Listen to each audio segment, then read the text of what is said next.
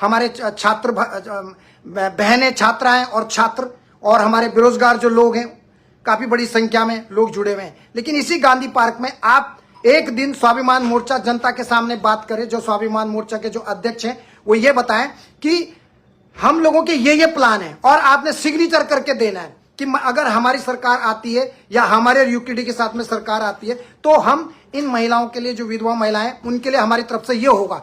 आपने रिटर्न में देना है, रिटर्न में। और अगर 60 साल की कोई महिलाएं हैं तो उनके लिए, जो 60 साल की महिलाएं, उनके लिए मेडिकल की सुविधाएं हम लोग फ्री देंगे। आपको लिखित में देना, मुंह से नहीं। I don't believe verbally, I don't, क्योंकि पेपर वर्क होना बहुत जरूरी है किसी भी फील्ड में, किसी भी चीज में। आपने बहुत सारी चीजें, विकलांगों की समस्याएं, सड़कों की हैं, जो सड़कों के किनारे कई आए दिन बसें गिर जाती हैं, तो सड़कों के किनारे जहां पर ज्यादा बैंड होता है वहां पे पुछते नहीं है सड़कों के, इस कारण भी एक्सीडेंट, बहुत सारी गाड़ियां नीचे गिर जाती हैं। कोई मोबाइल यूज करता है, तो हमें क्या है आपके पास, मतलब क्या एजेंडा आपके पास? सिर्फ बेरोजगारी नहीं है, बेरोजगारी से ऊपर बहुत सारी चीजें हैं, बहुत सारी चीजें हैं। एक ही मुद्दे को लेकर हम नहीं चल सकते। हम जनता के सामने आपको बताना पड़ेगा। 2 करोड़ जो लोग हैं, 2 करोड़ उत्तराखंड के लोग हैं, उनके साथ में अपनी बात सच्चाई से रखनी है। सिर्फ वोट पाना मकसद नहीं होना चाहिए। मैं ये इसी बात को लेकर कुछ दिन बाद यूकेडी से भी पूछूंगा, आशुतोष भाई से, वो भी मेरे साथ व्हाट्सएप में जुड़ते हैं, कोई भी बात होती है, समस्याएं होती है तो बातचीत करते हैं मुझसे।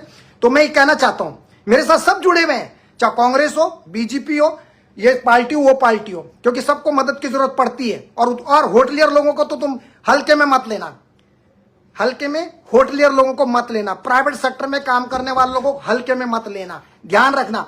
रिक्शा चलाने वाले को हल्के में मत लेना, ठेली लगाने वाले को हल्के में मत लेना, प्राइवेट बस का ड्राइवर जो है बेचारा, वो उसको भी हल्के में मत लेना। बातों पे नहीं जाऊंगा, मुझे आपका लिखा हुआ चाहिए, स्वाभिमान मोर्चा से लिखित में चाहिए, लिखित में, कि हाँ रोशन रतोड़ी भाई, होटलियर की पत्नियों के लिए ये, विधवा महिलाओं के लिए ये, क्योंकि उन लोगों की जो दया, जो विधवा महिलाओं की जो स्थिति है आज के समय में, अगर आप जाके देख लीजिए, मैं सबका आपको नाम बताता हूं।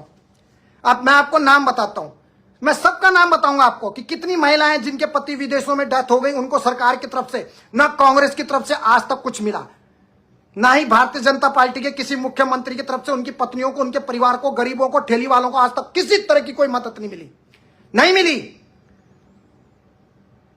नहीं मिली। अगर तुम्हारे घर में मां होती ना तो तुम जरूर, तुम्हारे सीने में दर्द उठता, पीड़ा होती इसी सीने में। इसीलिए मैं स्वाभिमान मोर्चा से भी पूछ रहा हूं, यह राजनीति करना मकसद नहीं होना चाहिए, कर्म पे विश्वास कीजिए, कर्म प्रधान होता है। इसीलिए मैं बोल रहा हूं, जनता के सामने, चुनाव में उतरने से पहले जनता के सामने आप बताएं कि आपके क्या क्या एजेंडा है, क्या क्या प्लान है, क्या क्या महत्वपूर्ण चीजें आपने अपने एजेंडे में, क्या क्या चीजें आप उत्तराखंड के लोगों के लिए करना चाहते हैं। मैं जानना चाहता हूं, मैं उसके बाद ही बोलूंगा अपने होटलियर भाई को, प्राइवेट सेक्टर में काम करने वालों को, मेरा हक है। मैं किसी को नहीं, जो गलत है गलत है। मैं इसीलिए स्वाभिमान मोर्चा के जो भी पदाधिकारी भाई बंद है, उनसे यही चीज कहना चाहूंगा कि आपके पास क्या ऐसा एजेंडा है, क्यों मतलब हम आपको वोट दें। मैं ये जानना चाहता हूं, क्यों मैं वोट दूं, मैं जानना चाहता हूं। हाँ, मैं आपसे भी पूछूंगा, सीताराम रनाकोटी भाई साहब, आप लोगों से भी पूछूंगा, आशुतोष भाई से भी पूछूंगा, आशुतोष भाई को भी पूछूंगा। हमने आशुतोष भाई को भी कहा था, एक सुंदरियाल करके एक आदमी हो तुम लोगों का, पार्टी में जो है हिस्ट्री सीटर है, उसको तुरंत हटा दिया जाए। मैंने संतोष भंडारी जी को भी कहा था और उन्होंने उस पर अमल किया तुरंत। ये लोग गंभीर तरीके के लोग हैं, आशुतोष भाई, ये लोग जो हैं।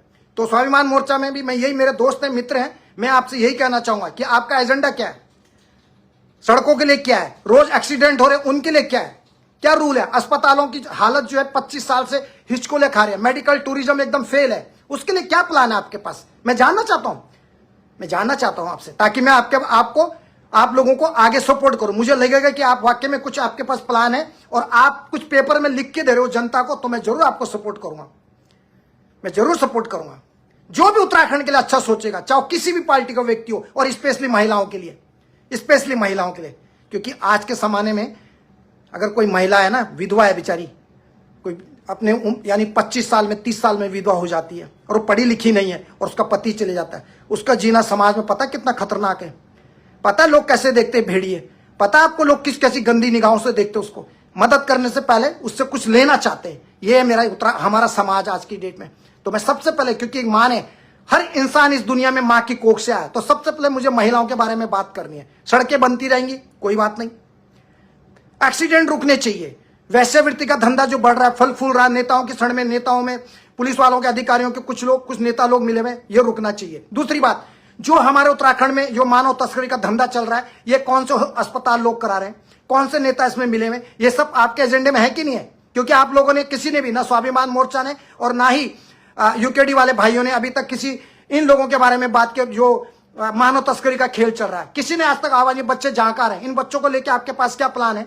आप किस तरीके से मानव तस्करी को रोकोगे, मुझे बताओ। आप ऊपर पहाड़ों में टावर काम नहीं कर रहे हैं, ठीक है, वहां पे इंटरनेट सुविधाएं नहीं है, आप उसको किस तरीके से आप उसको आगे तक पहुंचाओगे?